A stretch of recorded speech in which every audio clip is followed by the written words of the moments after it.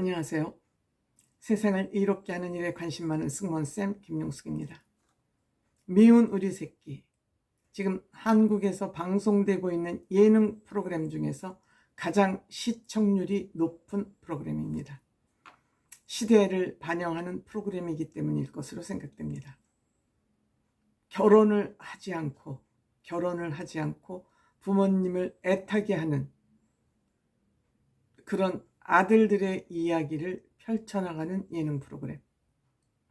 또한 특징이라면 아들들이 어떻게 노나, 평상시에 어떤 모습을 노나 하는 것을 어머니들이 보시면서 때로는 웃기도 하고 때로는 한숨도 짓는 그런 프로그램이죠. 이 미운 우리 새끼의 가장 큰 덕을 본 사람은 놀라 출신의 이상민이라고 생각합니다. 이상민 씨는 한때 아주 잘 나가는 사업가였습니다. 프로듀서, 예능적 재능뿐만이 아니라 그가 살아가는 생존 전략까지 탁월한 능력을 갖고 있어서 늘 이상민 씨가 만들어가는 주제는 미운 우리 새끼의 핵심 주제가 되곤 했습니다.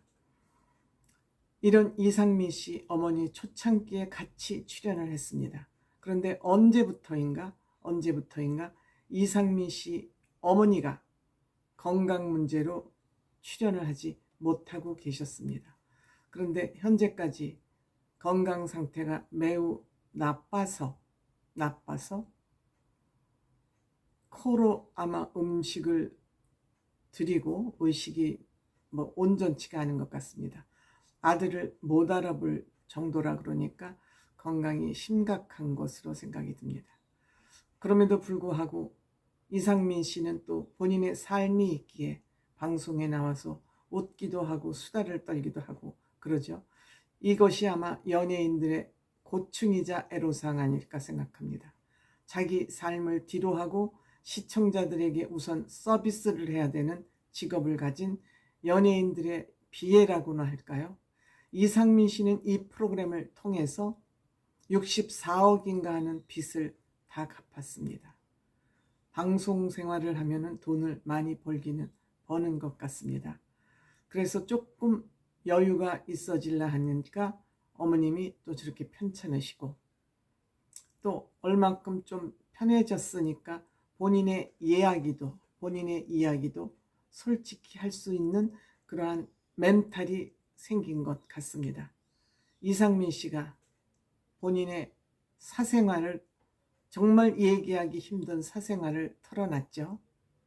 방송에서 본인의 그 사생활을 샅샅이 털어놓는다는 거 쉽지 않습니다.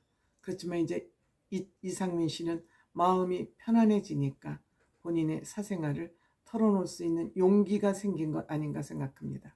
뿐만 아니라 최근 젊은이들의 성향은 솔직하게 툭 털어놓고 사는, 숨기는 거 없이 그런 아마 MZ세대나 이제 요즘 X세대도 본인의 생활과 생각을 확실하게 솔직하게 털어놓는 좀 서구식 생활 방식을 취하고 있는 것 같습니다. 좋은 현상이라고 생각됩니다. 우선 본인의 약점이라고 할 수 있는, 비밀이라고 할 수 있는 것을 털어내놓고 나면 발을 쭉 뻗고 잘 수 있어집니다. 늘 본인 스스로 비밀이라고 생각하는 것을 웅크리고 가슴에 안고 있으면 늘 피곤하고 잠도 제대로 못 들지요. 그런 의미에서 정신건강상 굉장히 솔직한 삶을 지향하는 것은 본인 건강, 정신건강을 위해서 굉장히 필요하다고 생각됩니다. 김종민 씨와 이상민 씨, 또 짠이 형, 임짠이. 김종민 씨 아버님 산소를 찾았습니다. 김종민 씨도 어렸을 때 아버님이 갑자기 돌아가셔서 그 트라우마가 늘 머릿속에 있다고 합니다. 김종민 씨의 이런 트라우마 얘기를 듣자 이상민 씨가 받아서 나는 너 같은 트라우마라도 있으면 좋겠다. 아버지에 대한. 나는 그런 트라우마마저 없다. 즉 나는 사생아였다. 즉 세컨드의 아들이다. 이런 얘기를 솔직하게 털어놓은 것입니다. 어려운 얘기를 꺼내는 거죠. 물론 이상민 씨는 죄가 없습니다. 부모님들의 어떤 사정이 있는지 모르지만 그런 사정 때문에 본인은 태어났지만 본인은 아무 죄 없이 마음을 계속 웅크리고 살았어야 됐던 것입니다.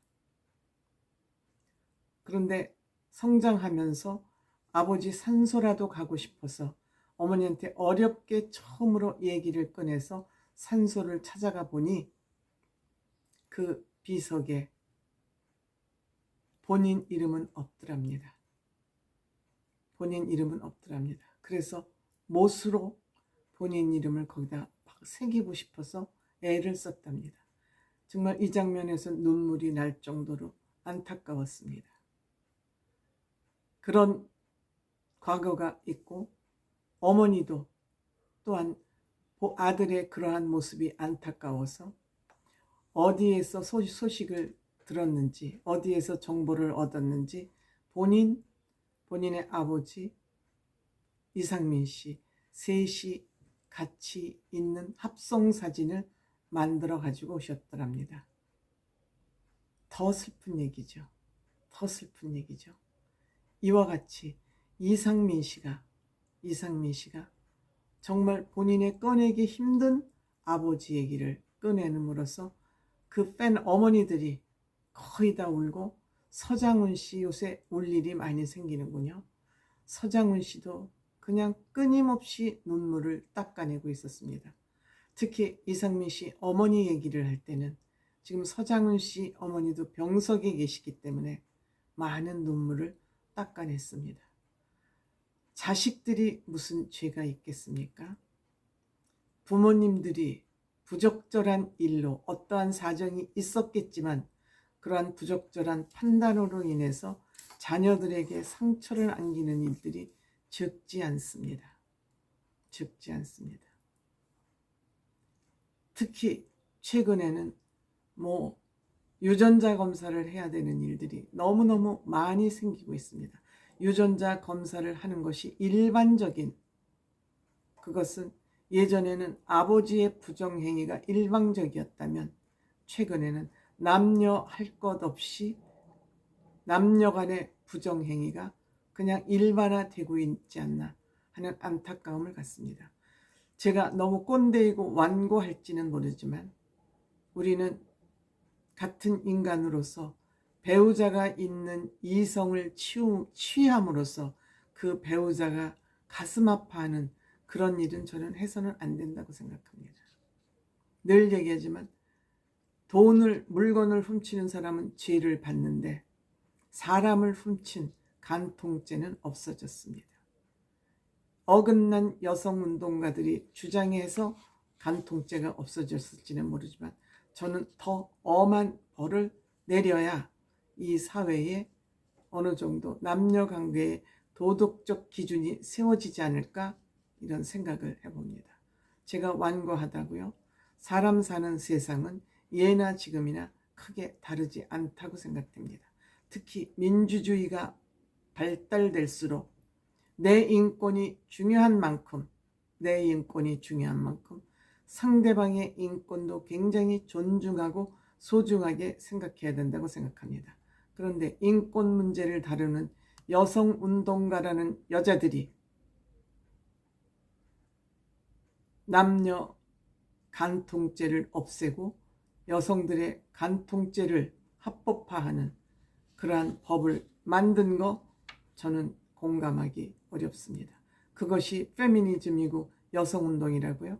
결국 피해를 보는 사람이 여성들이 훨씬 많은데 어찌해서 간통죄를 없애고 그것을 남녀평등, 양성평등이라고 부르짖는지 이 좌파들의 위선은 남녀를 떠나서 공이 같은 것 같습니다.